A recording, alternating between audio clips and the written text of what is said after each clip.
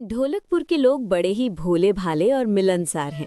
गांव के बीचों बीच एक बड़ा सा बरगद का पेड़ है, जहां बुजुर्ग बैठकर पुरानी किस्से सुनाते हैं और बच्चे ढोलक की थाप पर नाचते कूदते हैं।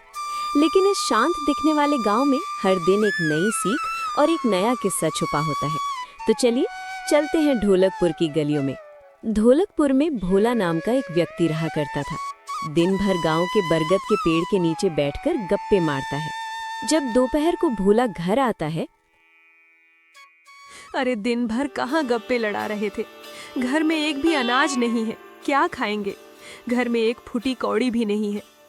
अरे अरे भाग्यवान, पिछले हफ्ते ही तो लकड़ी बेचकर पैसा दिया था तुमको। वो पैसे सभी अनाज लाने में खत्म हो गए। अरे अरे भाग्यवान, शुभ शुभ बोलो। अगर ऐसा करोगे तो हम सड़क पर आ जाएंगे। सड़क पर आ जाएंगे नहीं, आ गए हैं। हे भगवान, अब क्या करें। ठीक है भाग्यवान, अगर कुछ खाने के लिए है तो दे दो। मैं आज जंगल जाकर और लकड़ी काटकर बेचूंगा और इस बार पूरा 1 महीने का लकड़ी लाऊंगा। भोला जंगल की तरफ जाने लगा। भोला को रास्ते में हेमंत मिलता है। अरे भोला, कहाँ जा रहे हो? इधर हेमंत भाई, जंगल की तरफ जा रहा हूँ। जंगल? जंगल क्यों जा रहे हो? अरे हेमंत, लकड़ी काटने और क्या करने जाऊंगा। भोला, भी तुम्हें पता नहीं क्या? जंगल को कल से फॉरेस्ट डिपार्टमेंट वाले पहरा दे रहे हैं। किसी को भी पेड़ कटने नहीं दे रहे। अगर किसी को पेड़ कटते हुए देखा तो सीधा जेल में डाल रहे हैं। क्या तुम सच बोल रहे हो? अरे हाँ भोला भाई, क्या तुम्हें पता नहीं क्या? शंकर और बाकी उनकी साथी को पुलिस ले गई है। अरे हाँ, मैं ये तो सुना था कि पुलिस ले गई है, मगर ये नहीं पता था कि लकड़ी काटने की वजह से पुलिस ले गई है। अब क्या करे, मेरा घर में एक भी अनाज नहीं है। मैं अगर गप्पे मारने के बजाय लकड़ी पहले ही काट लेता तो आज ये दिन देखना नहीं पड़ता। मैं जब तक अपनी खुद की आंखों से देख ना लूं, तब तक किसी पर विश्वास नहीं करूंगा। क्या ये सच है या नहीं, मुझे देखना होगा। भोला वहां जाकर देखता है, सच में फॉरेस्ट डिपार्टमेंट वाले पहरा दे रहे थे। अरे हाँ, हेमंत की बात तो सच निकली। तभी एक फॉरेस्ट डिपार्टमेंट का एक आदमी भोला को देख लेता है और चलकर भोला के पास आता है। क्या तुम इसी गांव के हो? हाँ साहब, मैं इसी गांव का हूँ। क्या तुम्हें पता नहीं क्या कल से लकड़ी काटना बंद कर दिया है? अगर लकड़ी काटोगे तो सीधा जेल जाओगे। नहीं नहीं साहब, मैं तो ऐसे घूमने आया था। ऐसे ही घूमने आए थे तो ये कुल्हाड़ी क्यों पकड़े हो? वो क्या है साहब, जंगल में जानवर कहीं कभार हमला कर देते हैं, इसीलिए पकड़ा था। ठीक है। वैसे एक बात पूछनी थी। हाँ हाँ साहब, पूछिए। क्या इस गांव के लोगों को सरकार ने सिलेंडर नहीं दिया क्या? दिया है साहब, मगर हम तो गरीब लोग हैं, कहाँ से गैस भराएंगे। हमारा एक वक्त का रोटी बहुत मुश्किल से मिलता है। ये तुम लोगों का गलती है। तुम लोग ऐसे ही घर में बैठकर आएगा सोचोगे तो कैसे आएगा? अगर तुम भी शहर जाकर पढ़ाई किया होता तो आज तुम्हारे पास कोई अच्छा सा काम होता, तुम्हारे पास भी अच्छा खासा पैसा होता। भोला को उस व्यक्ति का बात थोड़ा बहुत बुरा भी लगता है और कुछ सीखने के लिए भी मिलता है। हम वैसे भी साहब ने ठीक ही कहा था, अगर हमारे माँ बाप हमें अगर शहर में भेजा होता पढ़ाई करने के लिए तो आज ऐसा नहीं होता। खैर छोड़ो, अगर हमारे घर लड़का या लड़की हुई तो उसे शहर में पढ़ाई के लिए ज़रूर भेजूंगा। जब भोला घर आता है, अरे भाग्यवान, सुनते हो? मैंने मुखिया जी से अनाज उधार लाया हूँ। अनाज? मगर तुम तो जंगल गए थे लकड़ी काटने। क्या लकड़ी नहीं बिकी क्या? अरे भाग्यवान, तुम्हें पता है फॉरेस्ट डिपार्टमेंट वाले ने अब से लकड़ी काटना बंद कर दिया है। हे भगवान, अब क्या होगा? भाग्यवान, ये अनाज 2 दिन तो चल जाएंगे, तब तक मैं कुछ ना कुछ काम ढूंढ लूंगा। अगले दिन भोला गांव के बरगद के नीचे बैठकर गहरी सोच में पड़ा था। तभी भोला देखता है कि पांडे की दुकान पर दूध के लिए भीड़ लगी हुई थी। अरे भोला, इधर क्या कर रहा है तू? चल बाजार घूमने चलते हैं। हाँ हेमंत, चल पे हैं। हेमंत और भोला दोनों बाजार की तरफ निकलते हैं। भोला बाजार पहुंचकर देखता है कि एक आदमी एक गाय को बेचने के लिए लाया था। अरे भाई साहब, ये गाय तो दूध बेने जैसा दिख रहा है, मगर इसका बच्चा कहाँ है? क्या बोलूं भाई साहब, बच्चा पैदा कर 2 दिन हुआ था और रात को कोई जंगल जानवर इसका बच्चा को उठा ले गया। तब से ये किसी को दूध भी नहीं देती, इसीलिए बेचने लाया हूं। और कोई बच्चा ना होने के कारण खरीद भी नहीं रहा है। क्या तुम लोगे भाई साहब?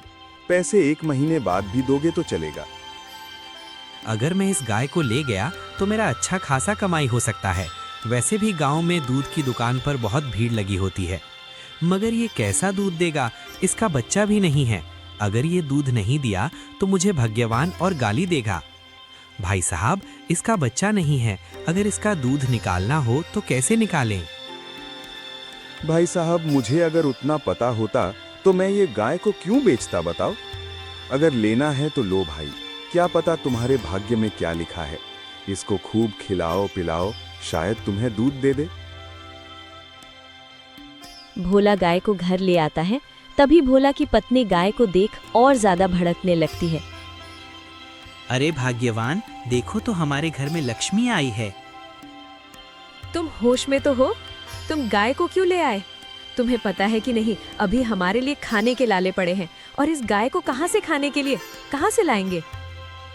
अरे भाग्यवान, तुम फिक्र मत करो, मैं जंगल जाकर इसके लिए बहुत सारा घास लाऊंगा। वो तो ठीक है, मगर इसका खरीदने के पैसे कहाँ से आए तुम्हारे पास? और इसका बच्चा कहाँ है? भाग्यवान, इसका बच्चा को कोई जंगल जानवर उठा ले गया, इसीलिए इसका मालिक इसे बेच दिया और इसका पैसे भी 1 महीने बाद देने के लिए बोला है। चलो कोशिश करके देखते हैं, क्या पता हमें ये दूध दे दे। अगर ये दूध नहीं देगा तो इसे हम किसी और को बेचकर उस व्यक्ति को पैसा दे देंगे। वाह मेरे पति, पहली बार तुमने कुछ अच्छा सोचा है। अगर तुमने अच्छा ही सोचा है तो हमारे साथ अच्छा ही होगा। भोला और उसकी पत्नी 2 दिन तक गाय को बहुत खिलाते पिलाते हैं और लाड प्यार से रखते हैं। तीसरा दिन भोला और उसका पत्नी जब दूध निकालते हैं तो गाय खुशी खुशी दूध दे देती है। भाग्यवान, मैंने बोला था ना, देखा हमारी किस्मत अब चमकेगी। भोला और उसकी पत्नी बहुत खुश थे। भाग्यवान, अब मैं घर घर जाकर दूध दूंगा लोगों को। अब दुकान पर लाइन में खड़े रहने की जरूरत नहीं है। भोला दूध लेकर गांव में जाता है। दूध ले लो, दूध, गाय का दूध, बिना मिलावट वाला दूध। अरे भोला, तुम कब से दूध बेचने लग गए? अरे भाई, आज ही शुरू किया हूँ। अगर तुम खरीदते हो तो तुम मेरी पहली ग्राहक होगी। और हाँ, अगर मेरे से दूध लोगे तो कहीं जाने की जरूरत नहीं, मैं खुद लेकर तुम्हारे पास आऊंगा। तुम्हारा वक्त भी बचेगा और कहीं जाने की जरूरत भी नहीं पड़ेगी। वाह वाह भोला, ये तो बहुत अच्छी बात है। हमें दूध लेने के लिए अब कहीं जाने की जरूरत नहीं है। वैसे भोला, दूध अच्छी तो है ना? तुम खुद देख लो, ये बिना मिलावट वाली दूध है। अरे हम देखने में तो ये बिना मिलावट वाली दूध लग रही है। वाह भोला वाह, तुम्हारा दूध तो पांडे की दूध से कहीं ज्यादा अच्छा है और गाढ़ा है। भोला, आज से मेरे घर में तुम्हारा दूध ही रखा जाएगा। हाँ भाई साहब, मैं हर दिन पहुंच जाऊंगा, तुम फिक्र मत करो। देखते ही देखते भोला की दूध गांव की हर घर से लेने लगे। अरे समय बीतता जा रहा है और अभी तक कोई भी दूध लेने क्यों नहीं आया? कहीं सबको पता तो नहीं चल गया कि मैं दूध में पानी मिलाता हूँ? नहीं नहीं, ऐसा तो नहीं हो सकता। अरे चचा, आज दूध क्यों लेने नहीं आए? क्यों, गांव में कुछ हो गया क्या? अरे पांडे, तुझे पता नहीं क्या, भोला हर घर जा जाकर दूध दे रहा है और हमारी वक्त भी बचा रहा है। तो इतना दूर अब कौन आएगा दूध लेने? वैसे मुझे बाजार में थोड़ा काम है, इसीलिए मैं जा रहा था। मैं चलता हूँ। तभी पांडे गुस्से से लाल हो जाता है। ये भोला मेरे धंधे के बीच क्यों कांटा बन रहा है? ये कब से दूध बेचने लग गया? अगले दिन भोला सुबह सुबह दूध निकालकर गांव में देकर लौट रहा होता है कि तभी रास्ते में। क्यों भोला, आजकल तुम भी दूध बेचने लग गए? हाँ पांडे, नया व्यापार शुरू किया हूँ, देखते हैं किस्मत कितना दूर ले जाता है। वैसे भोला, ऐसे घर घर जाकर दूध देना अच्छी बात नहीं है। सभी लोग तुमसे दूध लेंगे तो हम कहाँ जाएंगे। इससे अच्छा तुम भी कहीं पर एक दुकान लगा लो, जिसको जिसकी दुकान से दूध लेना होगा उसकी दुकान से ले लेगा। नहीं पांडे, सुबह सुबह घूम घूम के दूध देने में जो मजा है वो कहीं में नहीं है। वैसे मैं सभी लोग को मेरे से दूध लेने के लिए थोड़ी बोल रहा हूँ, जिसको जिसकी मर्जी। वैसे मेरा कहना मान लो, तुम भी साइकिल पकड़ के किसी गांव में दूध देने लग जाओ। उतना कहकर भोला वहाँ से चला जाता है। इधर भोला की बात सुन के पांडे आग से बाबूला हो जाता है। तुझे तो मैं देख लूंगा बेटा, तू किससे पंगा लिया है जानता भी है।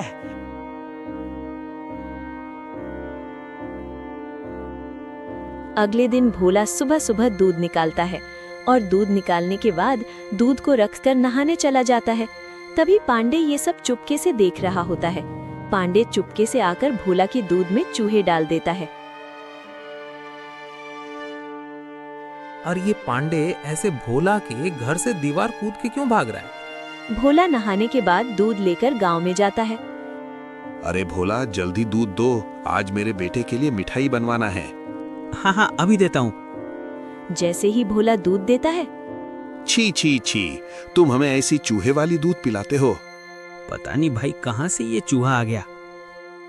पता नहीं कैसे, तुम ही तो दूध निकाला होगा और पता कैसे नहीं है। हटाओ हटाओ, हम नहीं चाहिए ऐसी चूहे वाली दूध। अरे आप ऐसे उदास क्यों बैठे हैं? अरे भाग्यवान, आज दूध से एक चूहा निकला, और दूध में चूहा होगा तो उसी दूध को भला कौन खरीदेगा। क्या चूहा? कैसे चूहा निकला? पता नहीं कैसे आया। शायद तुमने कल बर्तन धोना भूल गई थी क्या? ठीक से याद करो। मुझे ठीक से याद है, मैंने ठीक से साफ किया था बर्तन। अगले दिन फिर से भोला दूध निकालकर नहाने चला जाता है। फिर से पांडे आकर दूध में चूहा डालकर चला जाता है। भोला नहा धोकर दूध को गांव में लेकर जाता है। अरे भोला, क्या आज भी दूध में चूहे लाए हो या फिर और कुछ? अरे नहीं नहीं, वो तो कल कैसे आ गया, मगर आज नहीं है। ठीक है, देखते हैं कैसा दूध निकालता है। जैसे ही भोला दूध देने लगता है, दूध से चूहा निकलता है। अरे ये क्या है, रोज रोज तुम्हारा ये चूहा वाला दूध? भागो यहाँ से, हम नहीं खरीदेंगे तुम्हारा दूध। अरे सच कह रहा हूँ, ये चूहा कहाँ से आया मुझे पता नहीं। भोला परेशान होकर घर लौटता है और तभी रास्ते में उसे मंगलू मिलता है। अरे भोला, कैसी चल रही है तुम्हारी दूध की व्यापार?